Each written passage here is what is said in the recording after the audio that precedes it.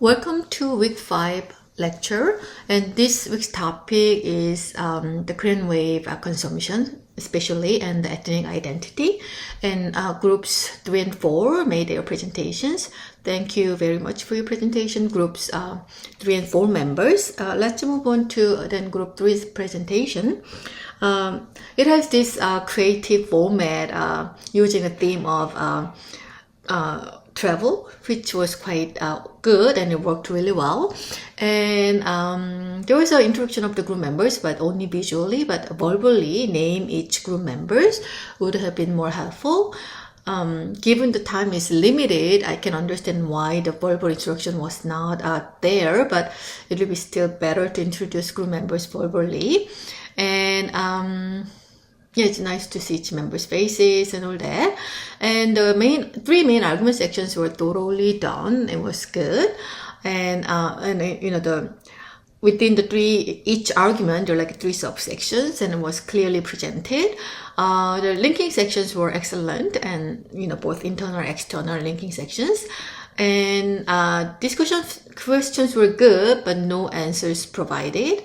And then PPTs were professionally made, and editing was excellent, and delivery was also really well done. And it was good to add the division of labor and the reference list, but I think the reference list kind of missed the information about Chang and Kim's article. Okay, let's move on to group 4. Again, group 4 used this creative format for like recipe and cooking theme. It worked really well for the content of the presentation, and introducing group members verbally and visually was good. And the 3 argument section was excellently done, very thorough, and linking sections were well done too. And the choice of external and internal sources were really well, the choice was good, and the linking was well made. And good discussion questions and answers, and especially I like the second discussion questions about, collaboration between K-pop stars and other Western artists. And it's more like, it's moving a little bit beyond what was covered in the reading, but it's quite relevant. So I think the second discussion question by group 4 was especially well done, and the answers were provided as well. And it was good to add the division of labor and reference list at the end. But in the division of labor, who edited the PPTs and the video, right? Then need to be mentioned, but I didn't add it here. But group 4's PPT was excellent. It was really well made, well edited, and it was really well done. And the presentation was also, delivery was also really great. So good job, both group 3 and 4 members.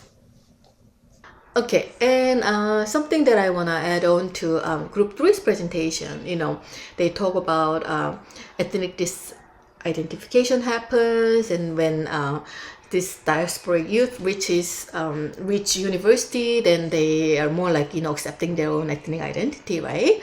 So from like previous years, there's this Korean Canadian student. In his narrative essay, he said like he was afraid being was seen as someone different, so he will try not to put any Korean songs in his playlist and all that growing up. Then when he reached the university, then he saw all this, not only like other Koreans, or he met other Koreans or other people now just from minority groups, but he also realized that there were some university courses about like a Korean language or Korean culture. So he's actively started taking these courses, and then he's more like okay, now I'm reclaiming my lost ethnic identity through these courses too, right? So not only like when you reach this university setting, because you see all these diverse people, then that'll help you to kind of accept your ethnic identity if that's not mainstream ethnic identity. But then also all this like some courses about your own culture kind of give some credential that it is okay now I pursue this because it's offered through this mainstream institution, right? It's not like something makes you very different from this mainstream whatever that is, right? So I think, the fact that this kind of courses are offered institutionally at a university, right? That gives some safe space for, ethnic Koreans to pursue or take these courses and, give some room to reclaim their identity, right? And about this, racist incident or racial, racism, right? We're used to like this racism, right? We all know what racism is, and I think sometimes you also have to pay attention this concept called microaggression, right? It's any incident that it's very subtle, very indirect, very sometimes unintentional discrimination against members of a marginalized group such as racial or ethnic minority, right? So this microaggression is everywhere all the time, right?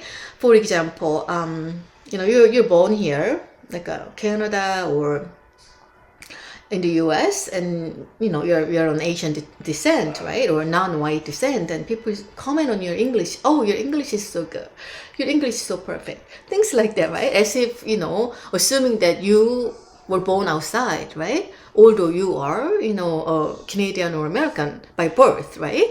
Or sometimes in an elevator, somebody just gets in the elevator, then you kind of hold your purse, or you kind of move away from the person, like almost subconsciously.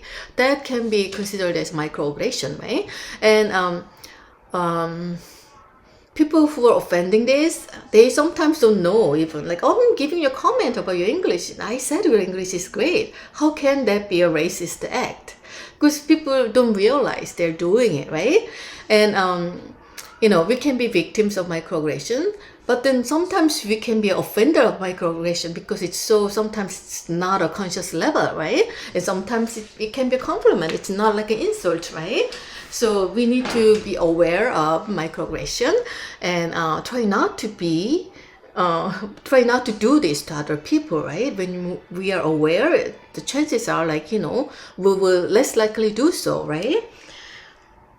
Okay, and adding to Group 4's presentation, there's this section about Pan-Asian identity. So not only Korean diasporic youth, but Chinese or other like Asian diasporic youth or Asian youth in Canada, by consuming Korean Wave, the Korean popular cultural product, they can kind of build this Pan-Asian ethnic identity. Oh, we are all Asian. We can feel, closer to each other, and we share something, right?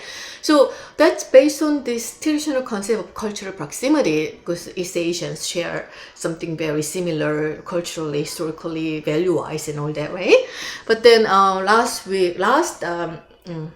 2 weeks ago, the last class meeting, we talked about transitional proximity, right? Not based on like a regional, like a cultural closeness, but as a human being, we share something, especially like in this capitalist society. We share some similar issues and, crises and all that. So then, maybe based on this concept of transitional proximity, we're not building Pan-Asian ethnic identity by consuming, Korean popular culture as Asian, but as a human being, we're kind of, developing this pan-human identity. I don't know that kind of word even exists, but anyways, or we kind of building this global citizenship kind of identity, we can say. And also Group 4 mentioned that some Korean Canadian youth, they have ambivalent feelings toward the Korean Wave, and they see that the representation of Korean people and life in the Korean media is not really accurate, right? So people may misunderstand what Korean people are or how their life is, right? So then, then what can be proper like representations of Korean people in life, right? Because nowadays, the different subgroups within Korea, right? Different, classes, socioeconomic classes and all that. So it will be very, very difficult to define what are proper representation of Korean people and life too, right? Okay, so that is it about the course content. So what's coming next, right? So this is week 5, but week 6 is reading week. So have a wonderful reading week and try to get some, break from all the schoolwork if you can. And week 7 is your essay due. And in the week, there's no class material, so you don't need to do any other work. Just submit your essay, right? Okay, thank you so much for your attention. And if you have any questions, please email me, okay?